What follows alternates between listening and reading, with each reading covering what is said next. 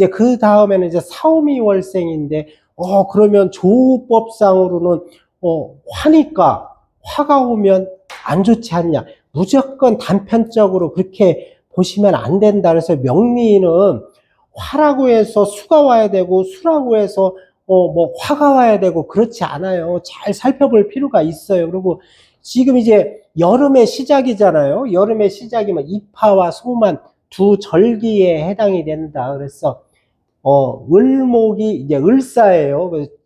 제가 을사일주인데 여기 똑같이 을사네. 근데 여기 목생 화잖아요. 그럼 화에게 힘을 불어넣어 주겠죠. 그리고 여기도 목생 화가 돼요. 을목이 정화를 생을 해 주잖아요. 근데 이제 이런 때는 또 일간이 중요하다. 그래서 여기 같은 경우는 경금이나 신금이 있으면 좋지가 않아요. 금국목을 하고 있잖아요. 그러면 이 을목은 또 고립이 된다. 그래서 금일간들 있잖아요. 경금, 신금들은 을목이 약하다. 십성에서 이렇게 볼 수 있고, 또 여기는 원래가 원국에서 사해충이 되잖아요. 그럼 이제 충돌 관계다. 그래서 아까 제가 진해 원진을 얘기했는데 이 사해충도 마찬가지예요. 이렇게 충을 당한다는 것은 조상궁이고 부모 형제궁이잖아요. 그래서 조부모와 부모 간의 인연줄이 크지 않다. 인연줄이 크지 않다 해서 서로 왼수지간이냐 그렇게 보시면 안 되고, 이런 분들은 충이 되기 때문에 서로 부모님이 조부모를 모시고 살지 않고 독립적으로 사는 분들이 많이 있을 수 있다. 이렇게 해석하면 돼요. 그리고 특징이 또 뭐가 있어요? 그리고 여기에 사해충이 되잖아요. 사해충은 일단적으로 생지의 충이잖아요. 그래서 생지의 충 중에서도 사해충은 그나마 괜찮다 이렇게 보는데, 이 사해충들은 혈압, 심장질환 이런 것을 조금 조심할 필요가 있어요. 그리고 또 이 사해충이 되는 사람은 오지랖을 떨면 안 돼요. 이런 분들은 오지랖 떨어서 나에게 득이 안 된다. 그래서 이 사해충이 같이 옆에서 돼야 사해충이에요. 근데 이게 돼지띠인데 해수가 있는데 여기 일지나 시지에서 사해충이 된다. 그러면 충이다, 사해충이다 이렇게 보시면 안 돼요. 이런 경우에는 이렇게 옆에서 붙어 있어야 충작용을 제대로 할 수 있다. 그래서 이런 분들은 오지랖 떨면 큰일 나요. 그리고 여기에서 특징이 보면 수국화되고 있잖아요. 그러면 해수가 또 고립이네. 고립인데 이 해수의 동태를 또 잘 살펴봐라. 이 수가 약해요, 이분들은. 근데 원국에 수가 많다고 해도 여기에 수가 고립이기 때문에 이 반드시 초년에는 이 수에 문제가 생긴다 이렇게 볼 수 있고, 올해 제가 이제 사화잖아요. 목생화에서 화국이 강해지는데 올해 또 사해충이 되네.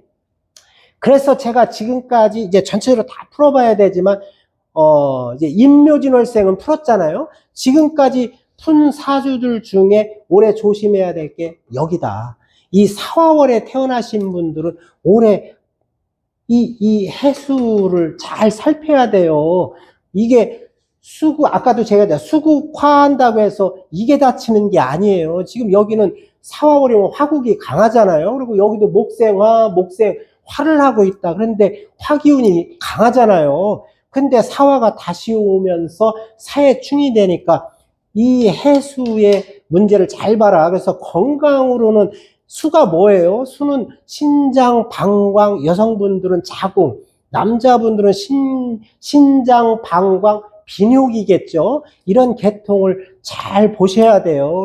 올해는 이렇다. 그리고 또 사해충이 되잖아요. 마찬가지로 올해는 이분들의 이동수가 있을 거예요. 그래서 그런 것을 한번 잘 살펴볼 필요가 있고, 다음에는 이제 오화월이죠. 오화인데 오화는 왕지라겠잖아요. 망종과 하지의 두 절기에 해당이 된다. 그런데 또 이분들도 잘 봐야 돼요. 근데 여기 보면 특징만 이제 잡으면 수국화에서 극을 하고 있잖아요. 극을 하고 있는데 여기도 수가 고립이에요. 똑같이. 그래서 이분들도 초년에 이런 문제, 이제 수의 십성의 문제를 잘 살펴볼 필요가 있다. 그리고 또 하나, 이제 이 지지의 오화는 아주 뜨거울 때인데 이거는 열작용을 해요. 그리고 천간의 정화와 같다고 보시면 돼요. 그리고 이 병화는 열작용보다는 빛작용에 가깝죠. 근데 이건 열이고 이건 빛이다. 여기서 그렇게 구분하시면 안 돼요. 열이나 빛이나 조열해서 다 한 몸뚱인데 이건 다 열로 가야지. 이건 뭐 빛이고 이건 열이고 그렇게 보시면 안 돼요. 근데 조열하다 이렇게 보시면 될 것 같아요. 그리고 특히 이제 고립은 다 고립이죠. 고립이지만 여기가 더 문제다. 이게 힘을 쓸 수가 없어요. 이 해수는. 그래서 올해 사해충이 되잖아요. 그래서 여기에 사화월생과 오화월생 마찬가지예요. 아까 제가 말씀드렸듯이 이 해수의 십성을 잘 살펴봐라. 올해는 그런 해예요. 근데 제가 일주와 시주를 모르는 상태에서 얘기하잖아요. 그래도 이 해수는 잘 살펴봐야 된다. 이렇게 보여져요. 그리고 올해가 이제 을사, 내년에 병호, 27년 정미인데 사오미로 가면서 유리하지가 않겠죠. 그리고 27년에 미토가 온다고 해서 그러면 화생, 토 하니까 아이고 토로 기운이 빠지니까 어이구 그러면 엄청 좋겠네. 이 강한 오행은 극을 하면 안 되고 오히려 설기를 내서 힘을 빼줘야 좋다고 하는데 그럼 미토가 오니까 와, 이 27년에는 미토가 오니까 좋겠네. 화생토에서 절대 그렇지 않다. 그리고 이 오화와 미토가 지금 이런 경우에 만나면 이 미토도 화국으로 바뀌어요. 이건 토가 아니에요. 이러신 분들은 토도 화예요. 이런 때 화토동법을 쓴다. 그래서 이 명리를 배우시는 분들, 공부하시는 분들이 있는데 착각하시면 안 돼요. 이 화토동법이라는 것은 이럴 때 쓰는 거지. 무조건 토도 화다 그래서 화토동법이라고 하면 토를 뭐하러 써요? 그냥 화로 쓰지. 그렇지가 않아요. 이런 때만 화토동법을 쓰는 거예요. 그렇게 보셔야 될 것 같아요. 그래서 지금 이제 5월생들도 이제 한 3년 유리하지 않다 이렇게 보시면 될 것 같아요. 또 그리고 이제 여름에 이제 마지막이잖아요. 소서와 대서에 해당한다. 두 절기에 해당이 돼요. 그래서 이 특징이 뭐가 있어요? 천간에 정화가 두 개잖아요. 병리, 병존인데 이 정화는 열작용을 한다고 했죠. 그래도 그나마 일간이 어떤 오행으로 되어 있냐에 따라서 이거는 또 달라져요. 그래서 일주가 화국이 강하면 이런 분들은 공황장애 조심해야 돼요. 공황장애, 우울증, 정신질환 이런 것을 조금 조심할 필요가 있다. 그런데 이 정화가 강하잖아요. 이 정화의 동태를 잘 살펴볼 필요가 있어요. 특히 일주의 구성이 정말 중요해요. 그리고 여기에 임수가 있다. 예를 들어서 그러면은 정임합, 정임합이에요. 그렇죠? 이런 경우에는 뭐예요? 이 정화가 그러면 수국화잖아요. 재성이에요. 이런 경우에는 특히 남자분들은 정화가 재성인데 정임합이면은 이건 뭐예요? 투합이잖아요. 투합 같은 경우에는 이 여자에 대한 재물에 대한 집착이 무지굉장하다 이렇게 보시면 돼요. 그래서 이 일간을 잘 살펴볼 필요가 있다 이렇게 보고 이 미월에도 지금 화생토 이렇게 돼 있는데 토라고 보시면 안 되고 이거는 천간의 정화 불이라겠잖아요.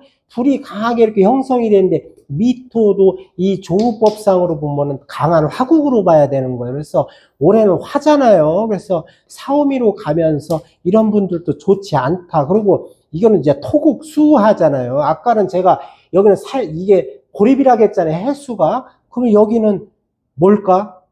여기도 마찬가지예요. 그래서 사해충하면 수국화가 되고 토국수가 돼요. 이거는 건토잖아요. 건토니까 그것이 잘 되는데 이 해수는 양수고 미토는 음토잖아요. 그래서 이거는 토국수가 잘 되는 편은 아니에요. 그래도 올해 목생화, 아니, 화생토 하면서 토의 기운이 그래도 강하게 불어넣어진다 그래서 오히려 뜨겁잖아요. 어떻게 토냐, 화냐, 이게 중요한 게 아니고 뜨거우면 물이 날아가는 거예요. 그래도 해수니까, 튼튼한 물이고, 뭐 태평양 같은 물이니까, 안 날아가겠지. 이게 뭐 큰 물이 무슨 증발이 되는데, 천만의 말씀이에요. 이 고립은 해수든 뭐 할아버지라고 해도 이게 극을 받고 고립이 되는 상태에서는 가는 거예요, 맛이. 그래서 이런 경우는 화다, 수열이다. 화국이 강하면 이 물이 증발해 버려요. 그래서 여기도 마찬가지로 제가 풀어보니까 이 정예생들은 이 사오미들은 이 수가 항상 문제예요. 그래서 좋지는 않네요. 화국으로 흘러가기 때문에.